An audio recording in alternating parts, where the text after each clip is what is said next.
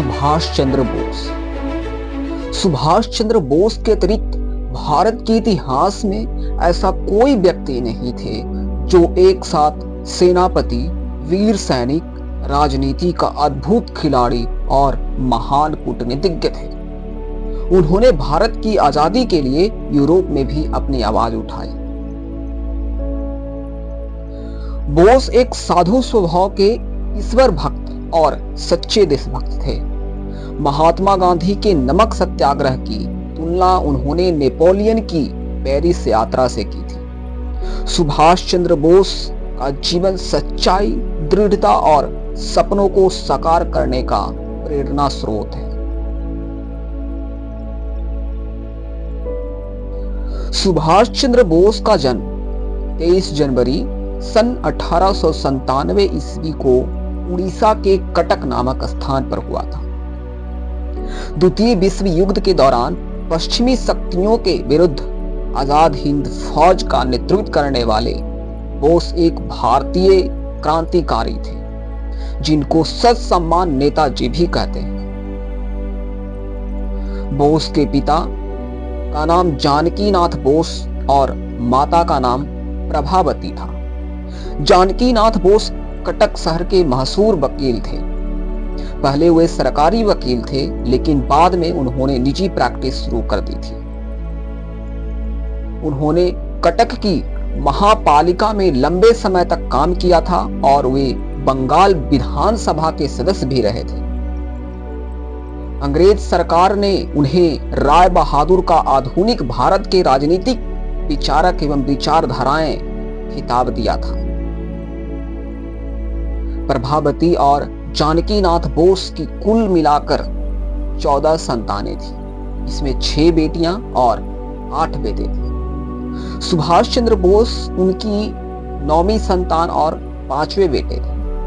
अपने सभी भाइयों में से सुभाष को सबसे अधिक लगाव शरद चंद्र से था। शरद बाबू यानी शरद चंद्र प्रभावती और जानकी नाथ के दूसरे बेटे थे। सुभाष उन्हें मेजेदा कहते थे। शरद बाबू की पत्नी का नाम विभावती था। सुभाष चंद्र बोस एक प्रतिष्ठित बंगाली वकील के बेटे थे। उनकी शिक्षा कलकत्ता के प्रेसिडेंसी कॉलेज और स्कॉटिश चर्च कॉलेज में हुई। इसके बाद उनके माता पिता ने उन्हें इंग्लैंड के कैम्ब्रिज विश्वविद्यालय भेजा ताकि वे भारतीय प्रशासनिक सेवा ICS की परीक्षा की तैयारी कर सके। 1920 में सुभाष ने ICS की परीक्षा पास की, लेकिन 1921 में भारत में बढ़ती राजनीति हलचल को देखते हुए उन्होंने अपनी नौकरी छोड़ दी और तुरंत भारत लौट आए। शुरुआती समय में उनके बड़े भाई शरद चंद्र बोस, जो एक प्रमुख वकील और कांग्रेसी नेता भी थे, उन्होंने पूरा उनको सुभाष चंद्र बोस को समर्थन दिया।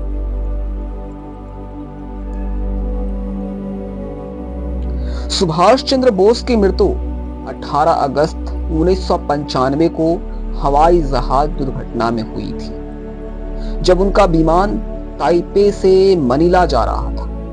हालांकि उनकी मृत्यु को लेकर कई भ्रांतियां और विवाद रहे हैं, लेकिन आधिकारिक रूप से उन्हें 1945 में मृत माना गया। उनकी मृत्यु आज भी रहस्यमय बनी। सुभाष चंद्र बोस त्याग, साहस और आजादी के प्रतीक थे। उनकी नेतृत्व क्षमता और आजाद हिंद फौज ने भारत के स्वतंत्रता संग्राम में नया इतिहास रचा। उनका नारा "तुम मुझे खून दो, मैं तुम्हें आजादी दूंगा" आज भी प्रेरणा देता है। नेताजी का जीवन हर भारतीय के लिए आदर्श है। तो दोस्तों, अगर आपको सुभाष चंद्र बोस का जीवन और उनका संघर्ष प्रेरित करता है, तो हमारे चैनल को सब्सक्राइब करना ना भूलें।